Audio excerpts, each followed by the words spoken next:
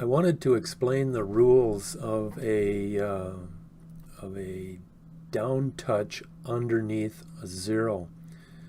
As you may be familiar with the five down touch lines, trend red, green, gray can down touch the three trio lines, yellow, pink, blue, or they can down touch zero, or they can down touch underneath zero.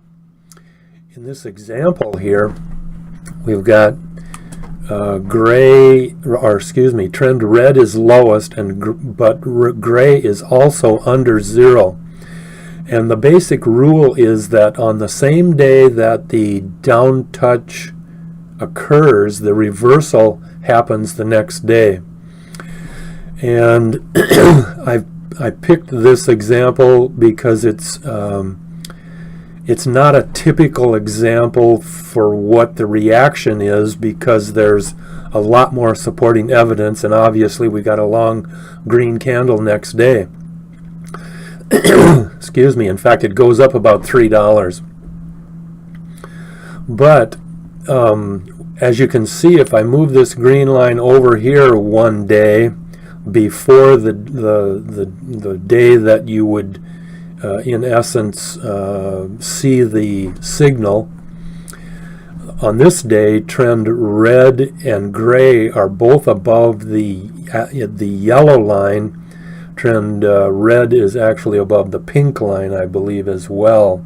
Yeah, red is 14 and pink is 15.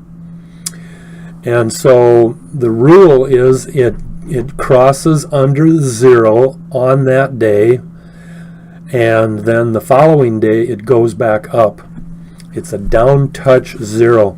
In this particular case, there were, just for your information, there were 17 identical indicators that gave us this long green candle, and the pattern was a TOC 2-day.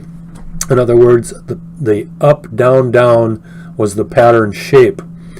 And that occurred in, I think, 17 of the indicators, if I counted correctly. And then, of course, you had the power 4 all down touching, or all pushing down strongly in the same pattern. But the significant part of it, and you may have heard me say before, when power Zion is underneath the orange, it has a stronger reaction that you'll typically see than when you see it elsewhere. So that's the idea that we have behind the